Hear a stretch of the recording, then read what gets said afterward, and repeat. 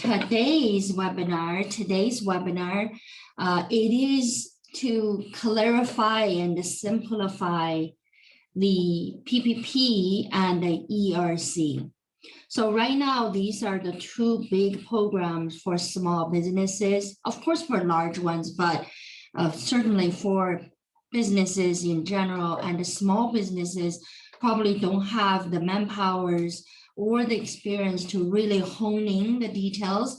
So this webinar is really just to help the small teeny businesses, the one that never made money, and how do we tap into this big machine to get the fair share that you're supposed to get, okay? And of course, we also want to talk about the ERC. That is obviously not as urgent as PPP, but the understanding of it is also really important. So, and we're going to go through charts and to understand the point. And I bet you after this drawing chart we go through, and you will feel a lot lighter, a lot simpler around those subjects. So hopefully, if you like my approach, go on to our YouTube and give me a comment and be a subscriber and tell me that this is great. I want you to teach in this way. Then we will develop a better teaching method as we go. Now, let's stop sharing this one. So I will start sharing the whiteboard, I call. The whiteboard is where I do drawings. Do you know that one secret of me, when I was a teenager, I want to be an artist. I want to draw. So I actually, one of my painting traveled all the way to Paris, France, and a doctor actually purchased my painting. So I really have a little talent in drawing. But, you know, as your parents, my mom and dad don't want me to be artists because they believe that artist doesn't make money. Back home in China, an artist doesn't. So I didn't. So my dad said that go for economic or business or accounting because that is what will make money. And I don't know. He's probably right because I'm in accounting, right? So yeah, my dad is genius. He speaks 9 different languages. And this is the whole firm. Our whole firm speaks 9 different languages, but my dad alone knows that many languages. So he is a very intelligent linguistic person and a professor of French and English in China when I was young. Okay, now let's do this. So we have a PPP, right? So watch me, Kat, let me know if this is showing properly on the screen. Yes, PPP. All right, so we're gonna be simplifying PPP today. So when you think of a PPP, you're thinking of, can I get a PPP, right? You want to get that funding and know that you're eligible or not. So the first thing you want to consider in this whole maze of getting PPP money, the number one thought you need to answer to yourself, there was a first PPP amount came out and already distributed. And the answer to you is, did you get it or you didn't get it? If you say yes, you got the first PPP. And if you say no, you didn't get the first PPP. So this is the first step we want to get to here because the treatment is different. Okay, so let's say those folks who got the first PPP, when they got the first PPP and they want to get the second PPP, that's what they want to get, right? Because there's only the first and the second. So for people who got the first PPP, they want to get the second PPP, but how do you qualify for the second PPP? So let's look at our qualification. So what is our qualification? Number one, you must be able to identify 25% of gross sales drop.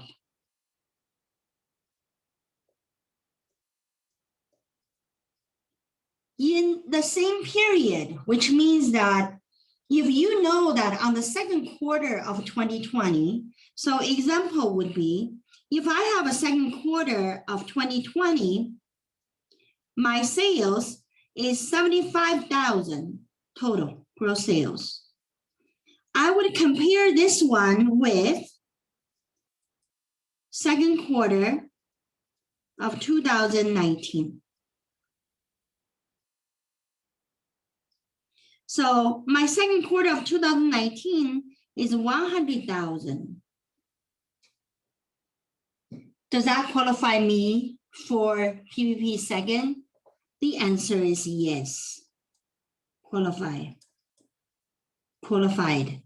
All right. So now you got your qualification because of your sales drop. So let's pause right here because I want to go to, we're going to do calculation together. But for right now, I want to make sure, let me clean up my drawing here.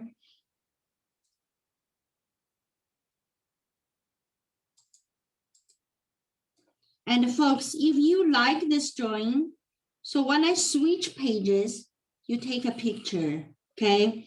So we will have you have that. So then we qualify. So let's go to the one who says, my first PPP, I didn't get, okay? So now what you're gonna do? Now you have two choices.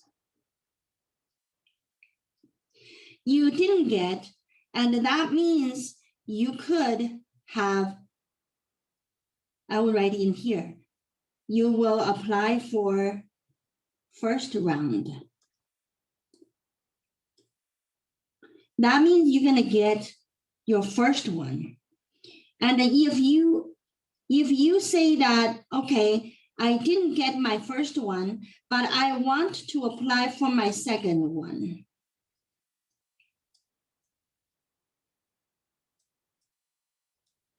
Obviously, you have a choice. You have a choice, okay? So you got your, you either go for the first round and the second round. So when you're going for your first round, because you didn't get the first round and you don't have any need to justify gross sales, you just go ahead, apply for your first round.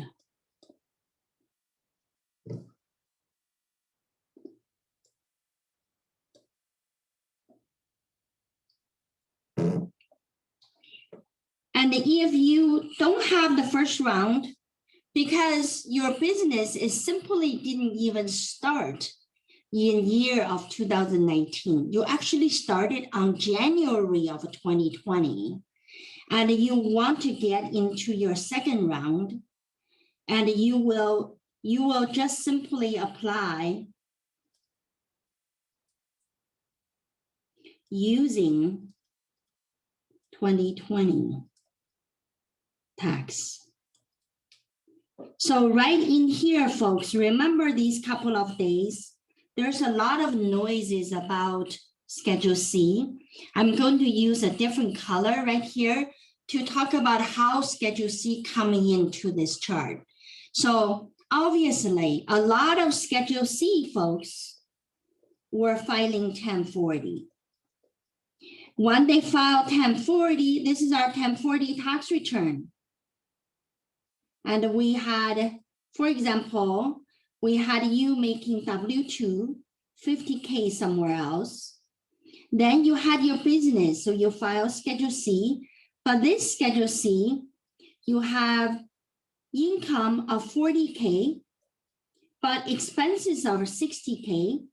So you were running a 20K loss in here. And you liked it because your 20K offset your 50K W-2, you only pay taxes on 30K, and you are getting a lot of refund in the past. So that's a lot of folks are in that situation, am I right? Okay, so now in this situation, the new rule came out and updated saying that because in this time, Schedule C, we can apply on Schedule C, but we uses line 31. Now with the new rule, we are using line 7. So what is line 7? Line 7, I'm going to stop sharing. I'm going to go to line 7 with you because I want to make sure you have that understanding. Okay, before I leave, I just want you to look at, don't worry, we come back to this chart. And I want you to see this chart. And a lot of people didn't get the first PPP, especially the small ones, especially the one that used Schedule C and always had a loss. Of course, you don't have PPP because they are calculating based on line 31. But the changes came in, right, this Tuesday. So that Tuesday night changes had changed the line 31 to line 7. So let's stop sharing this one. I want to share with you of a website because I want to show you what I prepared for you here. So this is the Schedule C. Am I right? This is the Schedule C. And when you have a sole proprietor business and you do things here. So in this particular example, this is me. And I happen to have an IT number. And some folks ask what's IT number. IT number is individual tax identification number. It is a number that's different from Social Security, but the Tuesday changes also allowed IT number to apply. That's why I put an IT number here. And my business is lawn care and mowing. And my business name is Ying Takes Care of You. And here, and the gross receipt and sales, I have 100,000. But because I claim so many other things here, so I actually was having a loss. I have $20,000 loss in here in my Schedule C. When I have this kind of a loss, folks, during our left side of the chart we were doing, that 20,000 is negative. That's why you didn't get PPP first round. But when PPP second round come around, they made changes. They say, oh, Ying, you don't have to use the line 31 anymore. Use line 7. What is line 7? Line 7 is gross income. Where is the gross income come from? It is coming from the gross receipt and the sales minus cost of goods sold and 90,000. So here, instead of not able to apply, I can apply now. Do you know how would I apply? This is my calculation, folks. So 90,000, that's my line 7. I divide that by 12. That gives the number, and by PPP, it called average monthly wages as a sole proprietor. So I got 7,500. If I am not a restaurant, I do 2.5 times of it.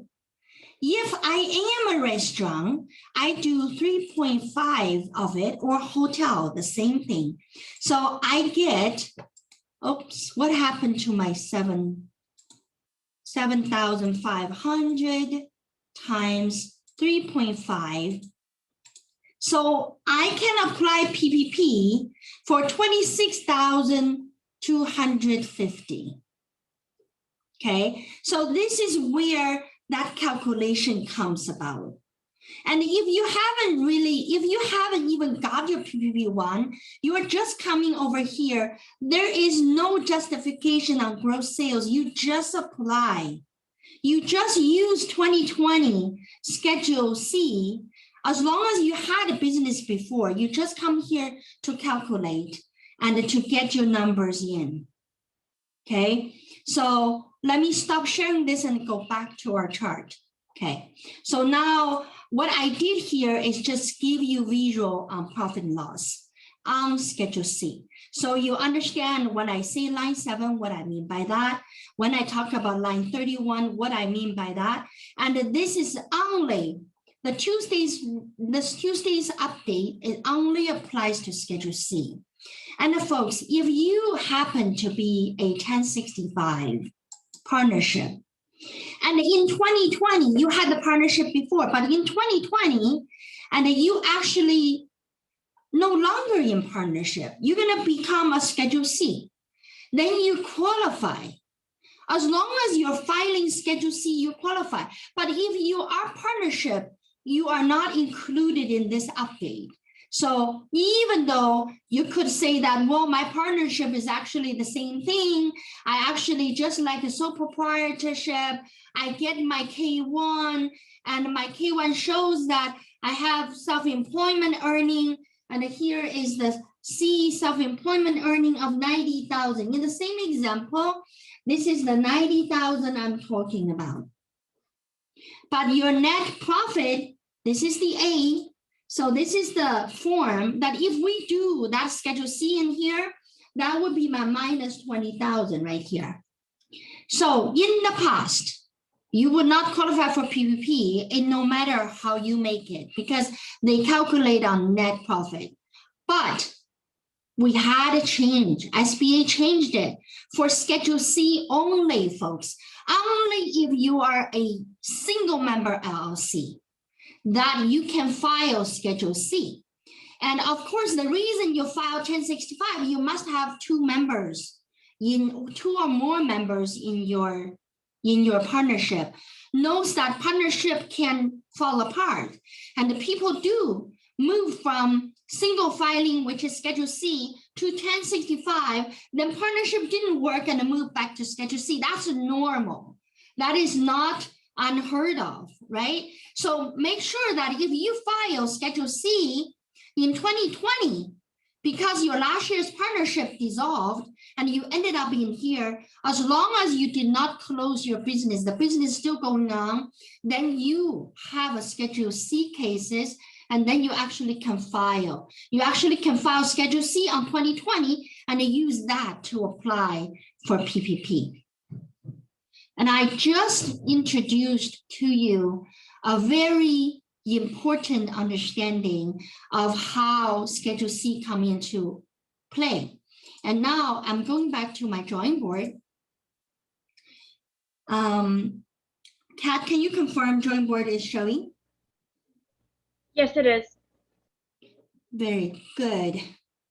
So now, and let's continue our drawing board. So we were on the blue color, and I went over to Schedule C 1040 with you just now.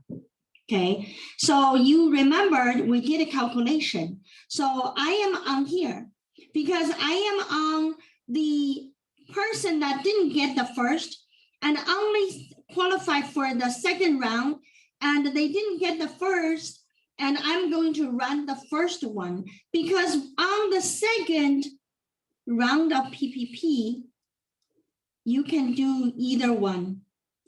So what I did was this one. I used 2020 from my lawn mowing, and I used the line 7 times 3.5. Actually, I should use 2.5 because a lawn mowing is not a restaurant and a hotel, and I don't qualify for 3.5. I only qualify for 2.5. So this one, it is becoming, is that a 15K? Oh no, I'm looking at 7,000. Yeah, if the line 7 is 7,000, then it is 15K. Okay, so that's where I calculated. And then you may, I also mentioned to you when I was looking at the 1040, I mentioned to you about ITIN, right? Remember? And the one other things I want to mention to you right here is the application due date. This is something I want you to really remember. March 31st, 2021, that's the ending date of PPP application. Actually ending date for PPP approval.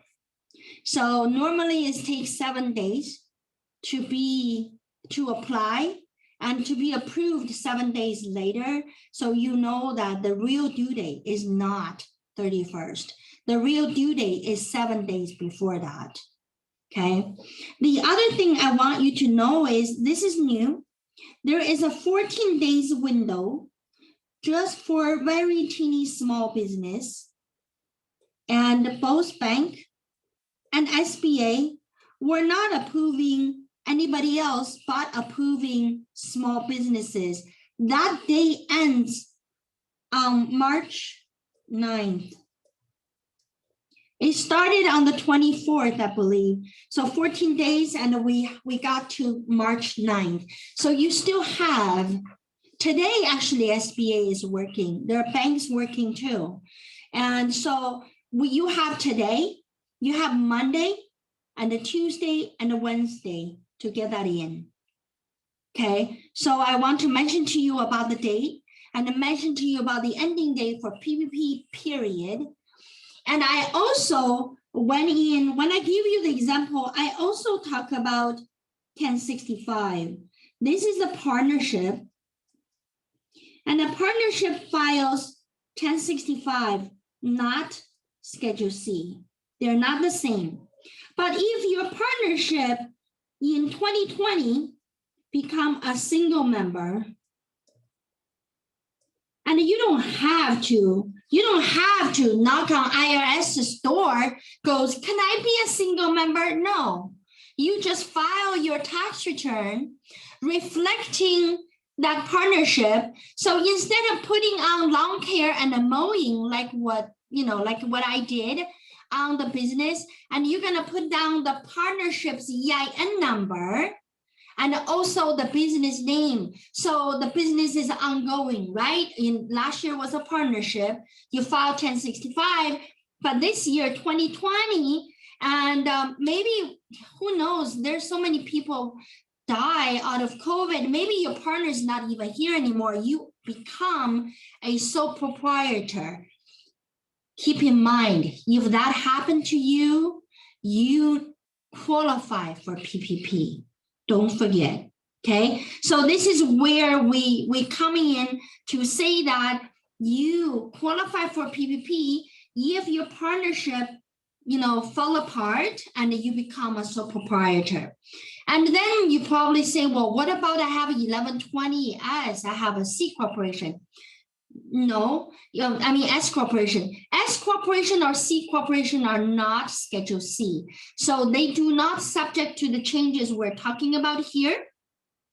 However, if you have a S corporation that you elected from LLC to S corporation, and then your partner went away and you don't want to be on S corporation anymore, and yes, you can dissolve yourself back into a Schedule C. And all of that work is a paperwork to do with IRS. You absolutely can rely on Community CPA to provide you additional information to get that in. So the key is that if you are a Schedule C filer for 2020, you have this PPP that you can apply. And it doesn't rely on the profit anymore, it's rely on line 7. Okay, so this is a simplified chart I have for you related to PPP. I actually gonna go back. I know I have a question answer here that must be related to PPP, so maybe we should take a look at that. And let me see whether I can get that out. Okay. I am a sole proprietor. I did not apply for the first PPP. I want to apply for this PPP, but my bank requires that I need to have a bank account in my business name to qualify. But I only have my personal bank account because I never got business account. What can I do? Change lender. Change lender. Trust me, every bank has a different rules. And this is the first time I hear someone telling me that the bank requires business account. Maybe they encourage you to have a business account because it is good for the bank. It is easier for them to process. That I understand. But I would go back to the same bank and say, what if I open up a bank account for my business right now? And if they say, no, you must have it from before, I just change the bank. Okay, so know that the way you know where to go for the bank, let me stop sharing this screen. If you want to take a picture right now, do it right now, because I am coming back and will change the screen. But because I'm done with this one, I actually have it saved in my file, just in case you really needed it. I can ask Kat to see whether we can post that onto the YouTube for you, but don't forget to subscribe YouTube, okay? So let me go to a place where I want to show you of the bank information. So I prepared for that. I knew that would be an issue. Here, I go to SBA.gov website. And did you see that website, Kat? Can you verify? Yes, I can see it. Okay, so I simply come to the main website. Then I want to just, coronavirus, I learn more. I come over here. This page is a coronavirus page, I call it. And if you go down, it has search for lender in your area. Did you see that? And let's say if you are in postcode, I'm just gonna do 5032312. And if I search for my postcode, it gives me all the banks that would handle PPP. And the trick is, folks, don't go to the big bank. They are trying to develop the system for you so you can do online. It will be too late. And you want to walk into the smaller bank, the bank that the banker does fill up the form with you, okay? But if you don't have a proper accounting, for example, you didn't even file your 2020 Schedule C, you don't have that form available, then nobody can really help you, right? So I know some of the bank only require draft 2020 tax return. They don't require the final one. They know it's early. So they ask for draft for you to do. Then if they want to see your prior year, you bring your prior year. And if you say that, well, I had businesses, but I just didn't really file anything ever, then that is equivalent to you didn't have it. So you must have records that indicating you're in business, right? So with that, I hope that answers that particular question I have in the Q&A. And folks, you can continue putting into questions. Let's go for our next one. Our next one is ERC. Are we ready for that? Let's draw ERC together. ERC is interesting. Okay, ERC has a lot to do with your payroll taxes, 941. And you might be doing payroll with our firm just for yourself. You are the business owner and you do payroll for yourself. You qualify. As long as you file 941 quarterly, you may say, well, I know I do payroll with you guys, but I don't remember I don't remember 941 I ever filed. Of course you did, because we did it for you. So basically, if you are receiving a W-2, if that W-2 is coming out of your own company, that means you qualify. That is one of the qualifications for ERC. Then you might ask me, okay, fine, Ying, what do I get? What do I get on ERC? And the maximum you get on ERC, there's 3 different period, so you can get different amount. For 2020 year, for that whole year, the maximum you can get is $5,000 per employee.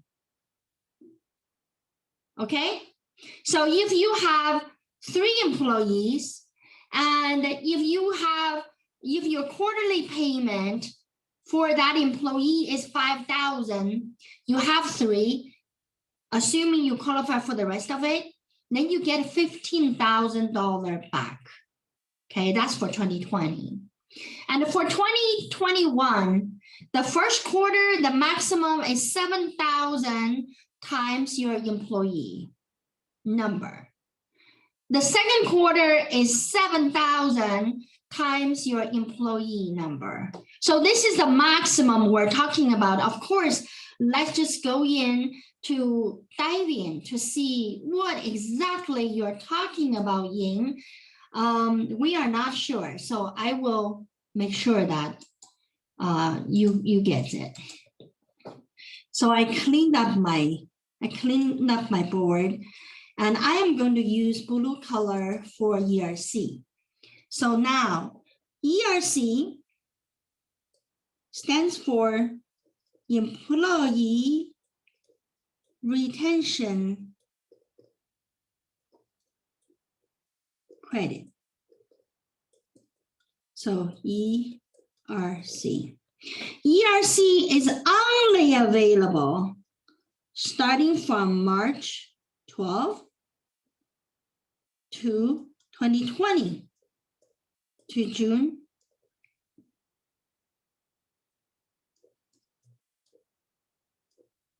See, the period is only available for this period. Now, let's see what we have for ERC.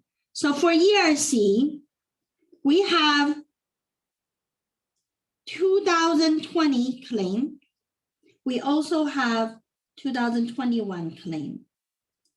Under 2021 claim, we have quarter 1 and a quarter 2.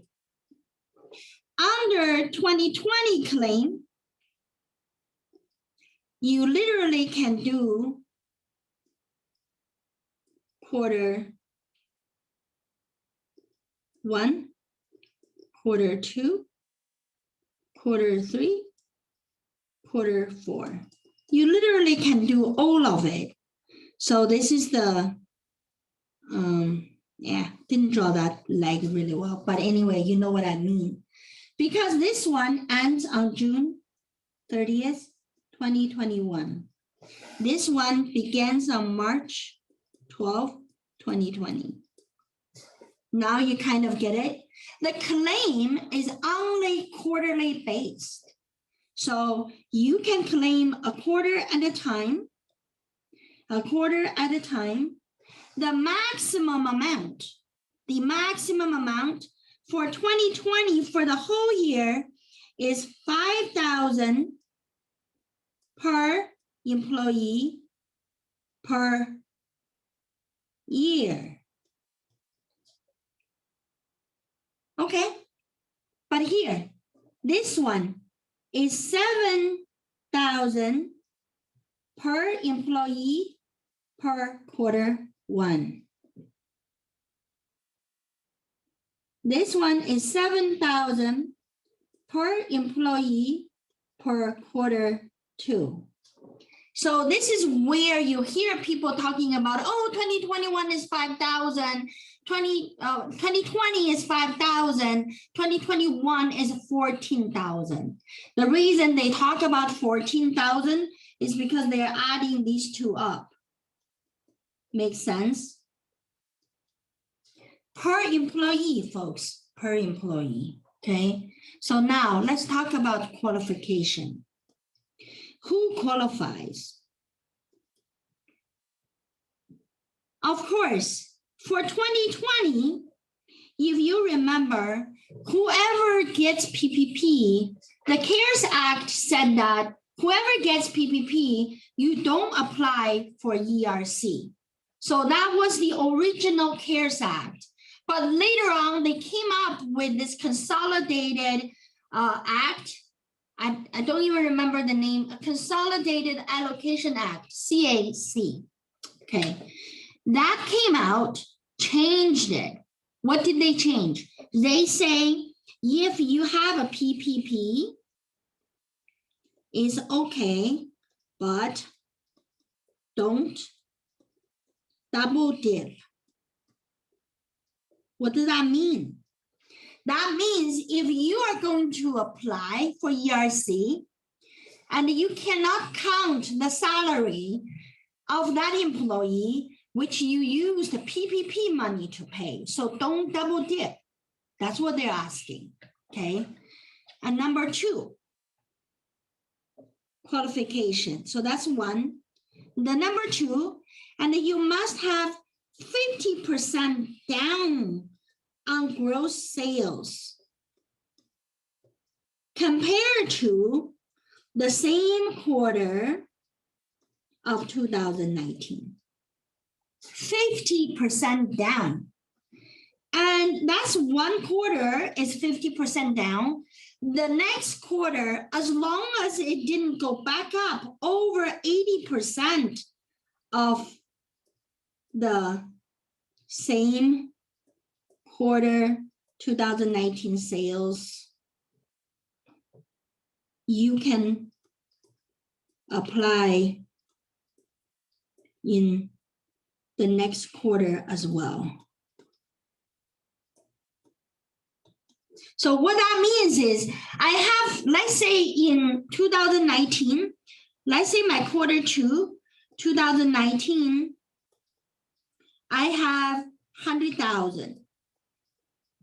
And in my quarter 2, 2020, I have 49,000. So I am definitely 50% down. But then quarter 3 come 2019, I have 100,000. But my sales still remain at 80,000. I still qualify in this quarter because I didn't go over the 80%. So until on quarter 4, if 2019 is still 100 and I become 90,000, then this quarter I don't qualify for that anymore. So I have 2 quarters that I can claim. Right? So now, when you claim for that, you know, this is 5,000 per employee. Maybe your employee, you only get paid 1,000 per month. So the first quarter, even the second quarter, even though you qualify, that employee only gets 3,000. Am I right? Because the quarterly wages is only going to be 3,000 because you're paying 1,000 a month. So when your second quarter qualifies, that will add up to the other 2,000. So you have 1,000, it doesn't not going to come into play. So that employee, you got maximum 5,000.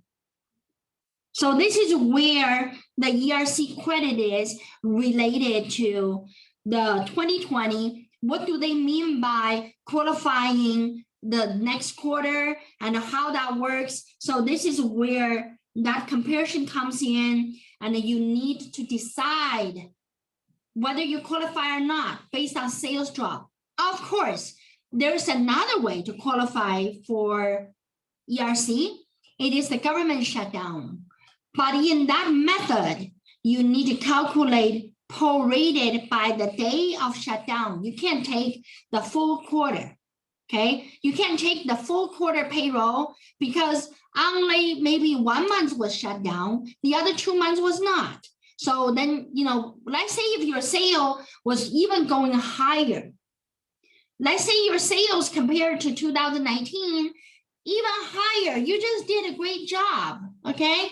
And your business take off. But you got shut down by the government for 10 days, that 10 days qualifies ERC. And if 10 days proration come up with $5,000, then you get that 5,000. Make sense? So I want you to understand exactly what do they mean by qualification, by gross sales and by shutdown. And a lot of companies, for example, the restaurant companies in Minnesota, regardless, they all qualify because they maybe made more sales, but they got shut down. Okay, but the business, for example, in January, California shut down, right? And their business got shut down, even though they made more money, but they still qualify for ERC. So it's an or relationship. Either your gross sales qualify you or shutdown qualifies you. So make sure we get that clear. Now, you will ask me, okay, now I qualify and I know what to do. And what do I do now? You will file 941 amendment. Someone was asking me about 7200.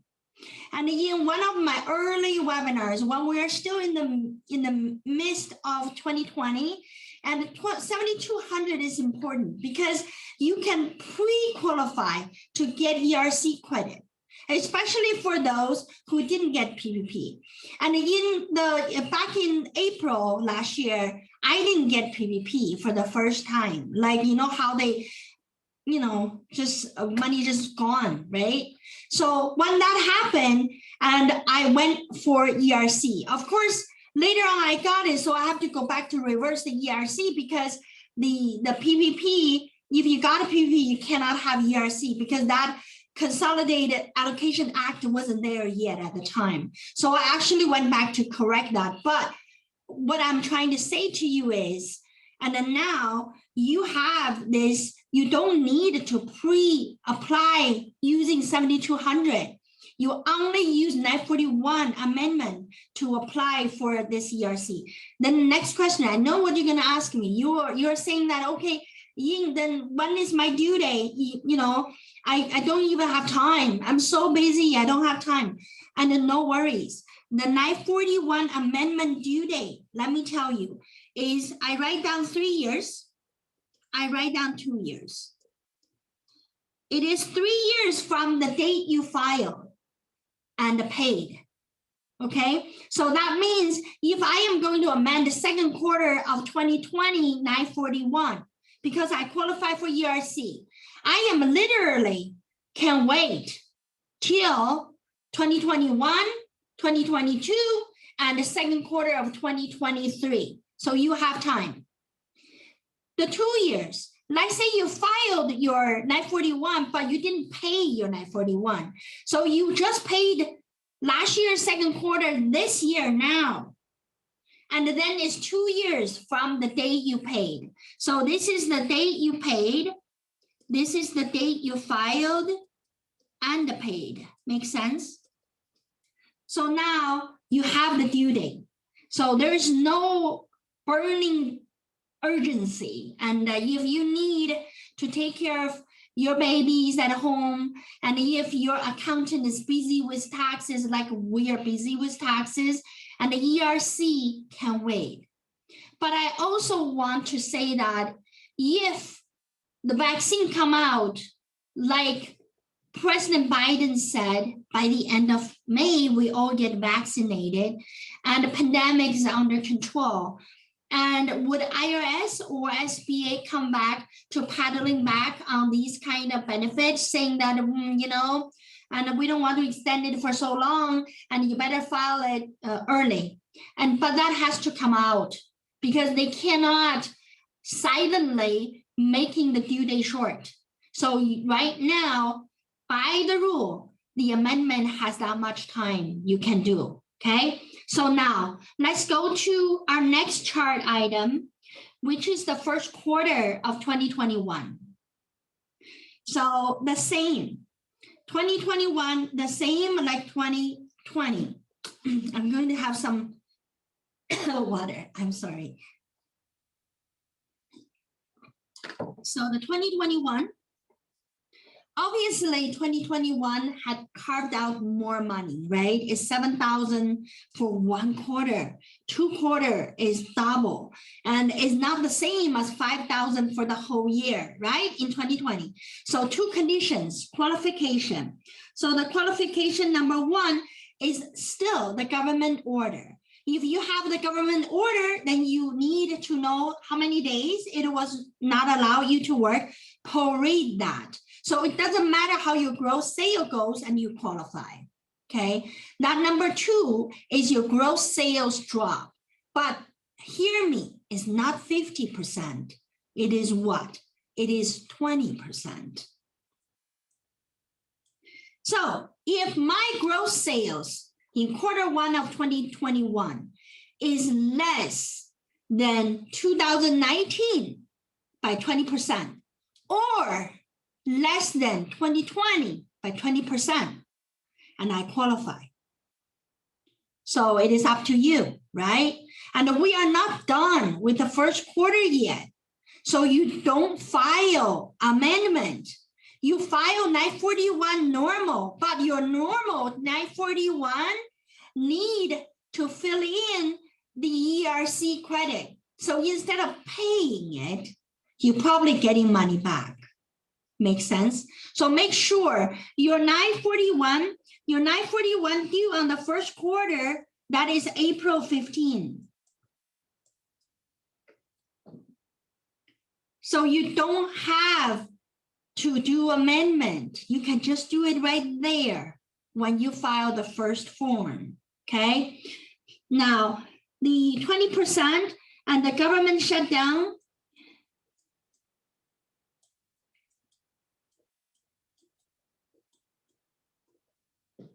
so here has a government shutdown too, I didn't write.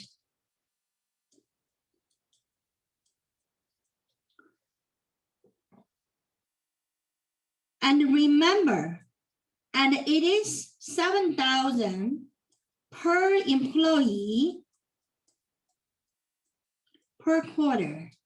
So let's say you are in 2021 and the first quarter, and you are the only employee for your company. You are paying yourself $3,000 a month. So that's January 2021, 3,000 again, February 2021, $3,000 again, March 2021. That's what you're paying yourself. And you identified yourself that your sales were less by 20% compared to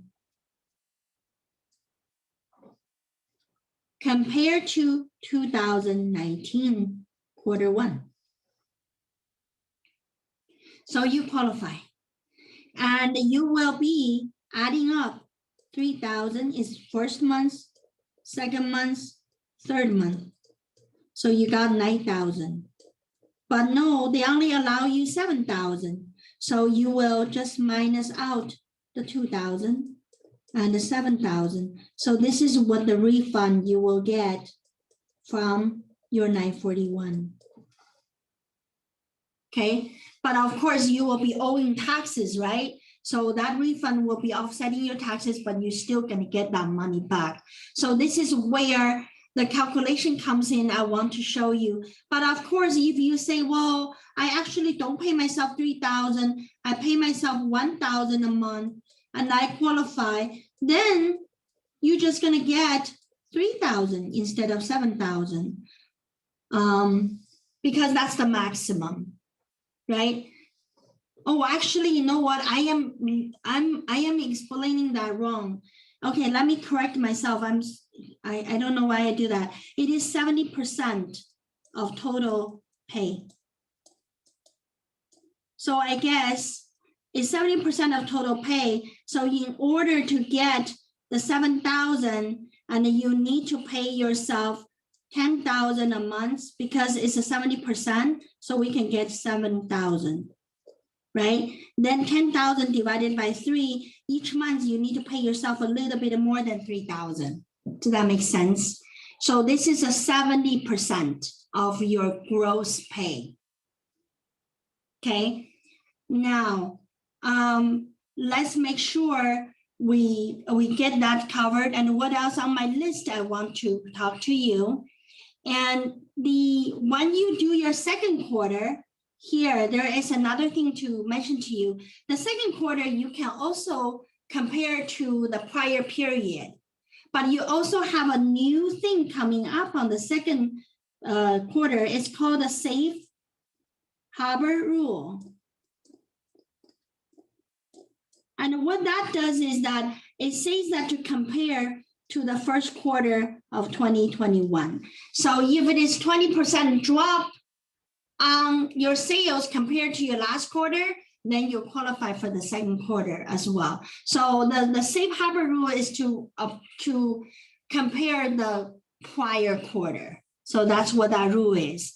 So 2 years, yes. So I already explained to you of the due date.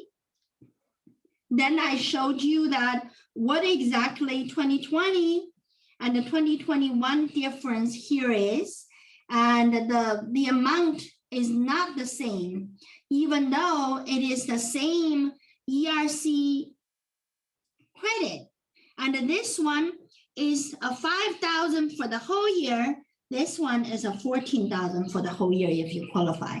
So the big thing for you to know is that the qualification of gross sales, that need to be there, or that is not there. And then you have a government shutdown, so would not allow you to work. So those days can be prorated to apply for ERC. These are two very big items that we today we're dealing with. And if you have other things that you needed to look for in terms of the pandemic assistance from the government, and you are really looking at nothing but these two right now. And if you can make sure that your accounting record is in place, your 2020 taxes is being drafted, and please, because you can't wait till April 15. And PPP is done by the end of March. And if you really want to get that Schedule C applied, you have to do it now before the end of March. And when if you wait until April 15, PPP is closed. Okay, so this is where we want folks to understand. And when we, our firm gets a lot of inquiries, and I really encourage you to take matters to your own hand to understand as much as you can before you come in. And if you are just one of those babies we have, and you don't want to do anything and just want us to help, and you can contact me, and I write down 2 emails and the phone numbers for you.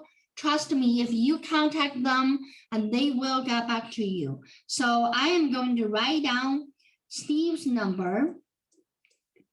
Steve is Dr. Howe, and at communitycpa.com. And he really is the one that I learned from him in terms of those rules. And he interpreted that really clearly for the firm. So we learn, and he is the mastermind behind it. And Steve, and his number, I give you his number, but please text him. Don't call, because there's just a lot of call. The other person I give you is Dan at communitycpa.com. And this Dan is managing our operations. So he really will make sure to give you the contact so you can, you won't be forgotten. He'll get to you. So this is his number. Like I said, text them. And of course, you have my information. And my email is Ying at communitycpa.com. And my cell phone, this is very dangerous, but just please text me. All right. And I hope through these channels and somehow, and you come around and somehow you get funded, you get the money you deserve. And today, and the Biden administration announced the $1,400 that is coming through the pipeline, I believe. And that would be a big relief on the individual side. But here we're talking about business.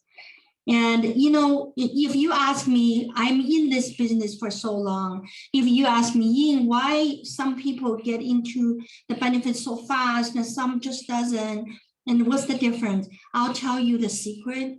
The real difference is because some has done accounting work all along and really follow the accounting, the filing, all these rules.